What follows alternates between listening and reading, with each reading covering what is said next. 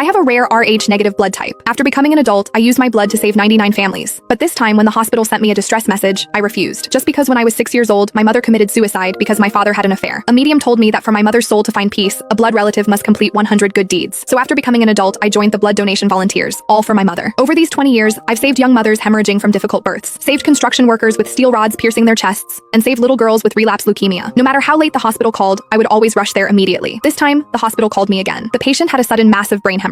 In this city, I was the only one who could provide Rh-negative blood. I looked at the patient information the hospital sent to my phone. Even though we hadn't seen each other in years, I still recognized the familiar features in the photo. My chest felt suffocated and painful. I suddenly remembered the image of my mother dying with her eyes open. Taking a breath, I pressed reply to the message. Find someone else. I'm not feeling well. Less than half a minute after I sent the message, my phone rang. The caller ID showed it was the director of the blood department at City Central Hospital. I pressed the answer button and put it on speakerphone. Miss Antoine, please, I'm begging you. The patient really can't wait. The director's voice on the other end was extremely anxious. That child is only 6 years old. The brain hemorrhage is very serious. Surgery must be performed within 8 hours. We've checked all the blood banks in the city. Only your Rh-negative blood can save a life. I stared at my mother's photo on the table. My tone was calm, without any emotion. Director, I told you I'm not feeling well. If you're not feeling well, we can send a private car to pick you up. We can give you a comprehensive examination first. Miss Antoine, this is a human life. You're the most caring volunteer in our state. You can't just watch someone die. I laughed coldly. Being a volunteer means I have the right to refuse at any time. I don't owe you anything, and I certainly don't owe that child anything. After saying this, I hung up directly and pressed the power button. The room instantly became quiet. I looked at my mother's gentle face in the photo, my fingers clenched tightly into fists. Just one more good deed, and my mother could find peace. But this 100th good deed, I would absolutely never do for my enemy's son. But I was thinking too simply. Less than 10 minutes later, my backup work phone suddenly lit up. Only a few important clients and the community manager knew this phone number. I looked at the unknown number on the screen and pressed answer. Is this Miss Antoine? The male voice on the other end was extremely anxious and accusatory. I'm a reporter from the state TV station. The entire internet is looking for you right now. The 6-year-old boy with brain hemorrhage at City Central Hospital. Why won't you save him? Do you know your behavior is equivalent to murder? I gripped my phone tightly, my eyes completely cold. Murder? By your logic, that child's biological parents murdered someone 20 years ago. Why don't you investigate that? I hung up directly and blocked the number. I opened my tablet next to me and clicked on the local news live stream. On the screen was the scene outside the emergency room at City Central Hospital. A well-dressed woman was kneeling on the floor outside the emergency room door, crying hysterically. Please everyone, help me. Help me find that volunteer. As long as she's willing to donate blood to save my son, I'll kowtow to her. I stared at that face on the screen. Even if she turned to ash, I would recognize her. Garcia. In the footage, a middle-aged man in a suit walked into frame. He bent down to help Garcia up, facing the reporter's camera with a face full of indignation. I don't understand what this volunteer is thinking. The hospital said she's donated blood for free 99 times, so why won't she save my son? If it's about money, I can give her 1 million, 10 million. Gabriel spoke through gritted teeth to the camera. A 6-year-old child is lying inside waiting for his life to be saved. How can she be so selfish? I hope all the netizens can help me find this person. I want to ask her to her face if her conscience has been eaten by dogs. The comments in the live stream instantly exploded. This volunteer is disgusting. The 99 times must be fake data. When it comes to the real thing, she shrinks back. Dox her. Force her to donate blood. Right. We can't let this cold-blooded animal get away with this. I watched the screen full of vicious cursing, a cold smile appearing at the corner of my mouth. I'm selfish? I'm cold-blooded? For my mother's reincarnation,